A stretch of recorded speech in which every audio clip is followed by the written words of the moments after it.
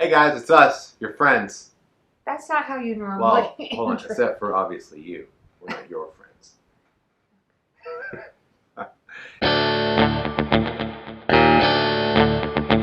Hey guys, it's Rachelsey at the... I don't know, what is it? Rachelsey at the movies. Rachelsey on the court. Rachelsey loving Michael Jordan. So we didn't watch a movie, but we did watch the 10-part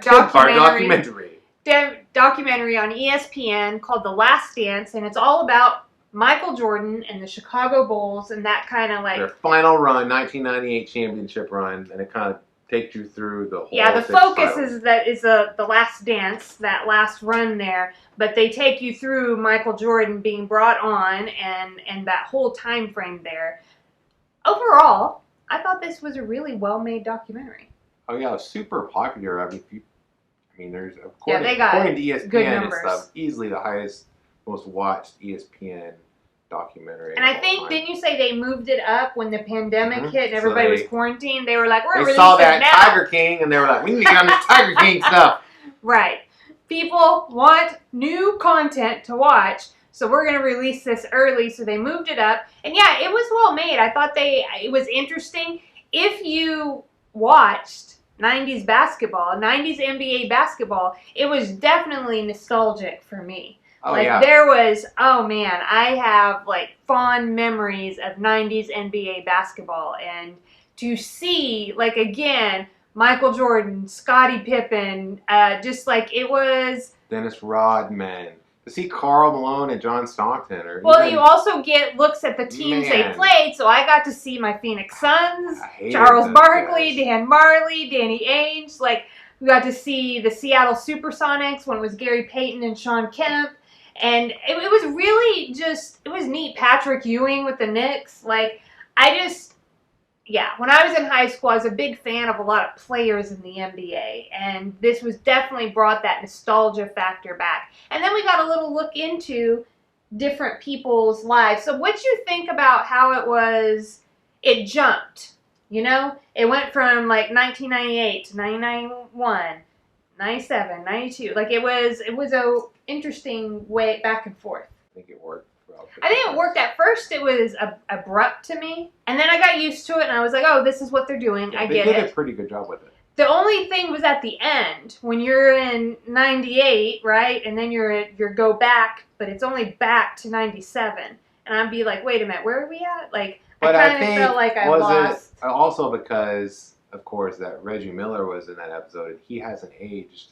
Right. So they'd also show Reggie Miller today, and then him talking back then, and you're like, wait, which one's which? And then you're like, what timeline am I on? And Reggie Miller, not changed at all. Confusing, like deep into like season 3 Has or 4 he been Fringe. Studied by like scientists? I don't know, but it's crazy. Has he found the fountain of youth? I mean, like, I'm not now kidding, those guys. Games against the Knicks make sense because he's a vampire. You know what I mean? He had no soul. He just like dropping rain threes, which makes what Michael Jordan was able to accomplish against them even more impressive. The series at the start kind of did these individual looks at like Michael Jordan, Phil Jackson, Dennis Rodman, Scottie Pippen, which I was excited to like learn more about. I always liked Scottie Pippen.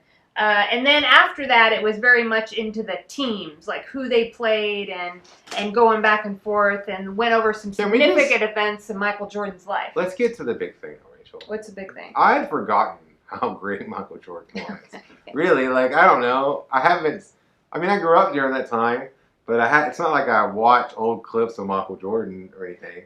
But when that thing started, I was like, oh yeah, I forgot how much.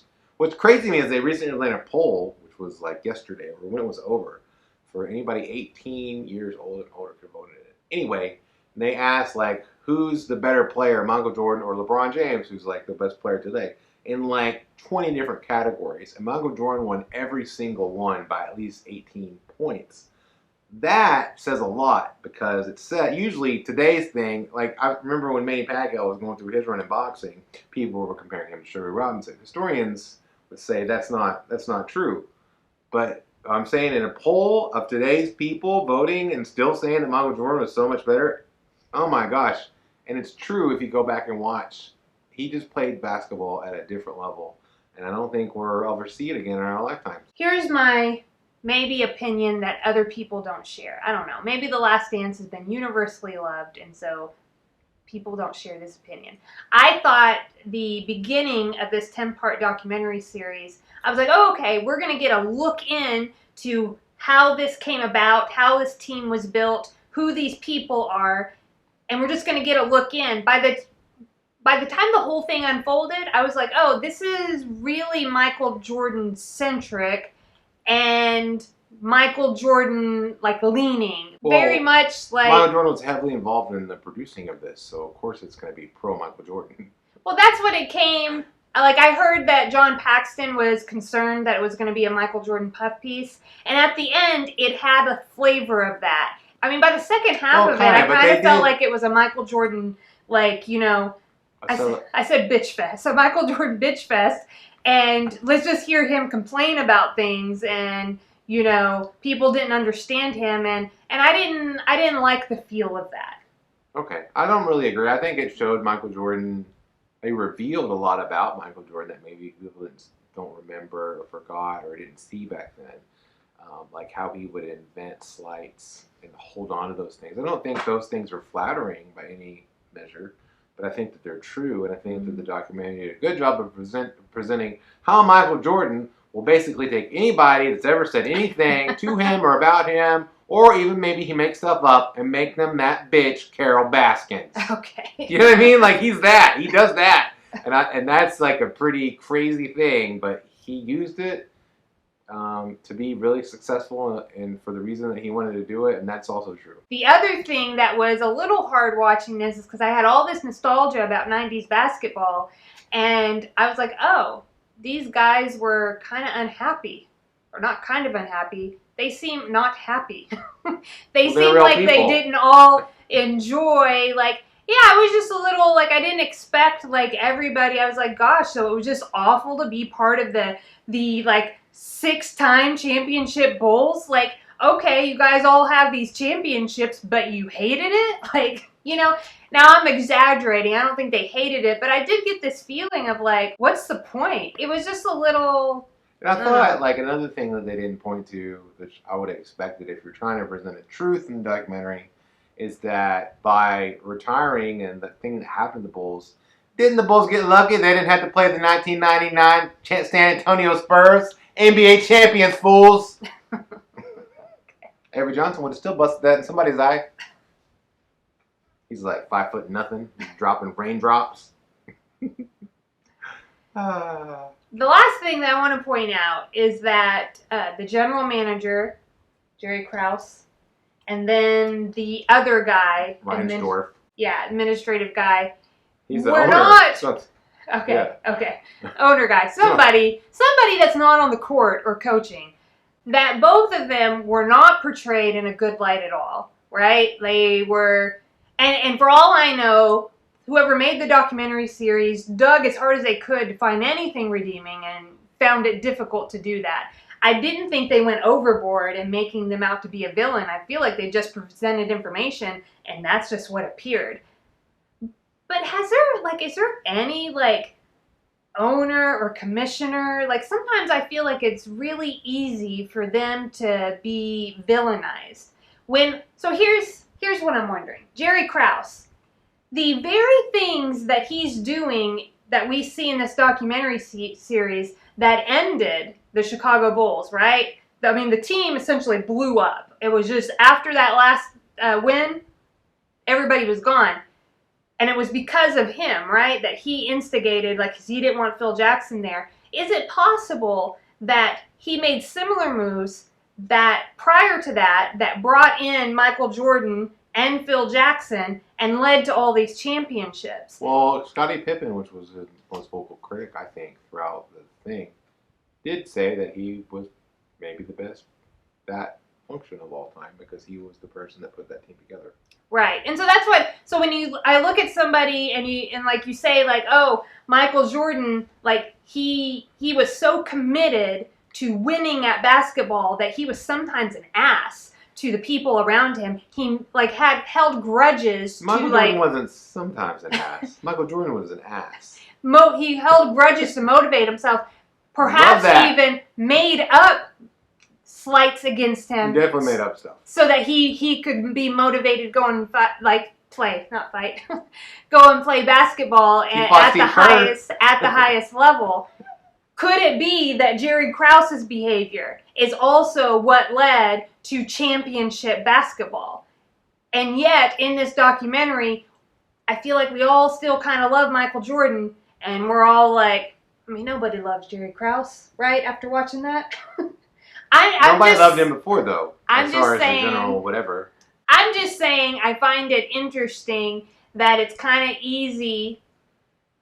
I think that it's important to be aware if we're scapegoating somebody. That's what I'm saying.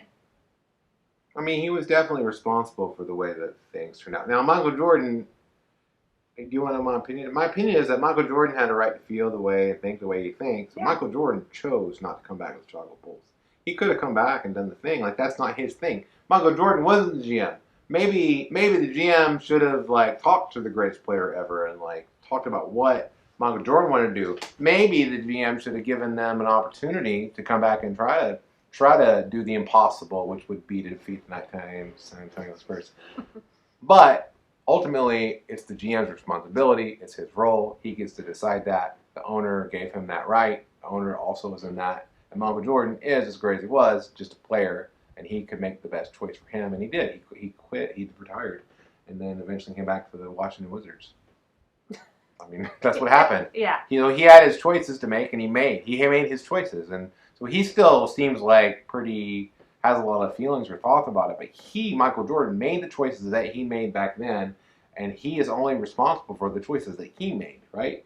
You can't be thinking about what somebody else should have done. That's not what happened. Yeah. So, I mean, just for his own personal growth. Michael, if you need to reach out to me, brother, you're probably watching this right now. We can have a cigar, and then I'll smoke 10 more because I'm an addict.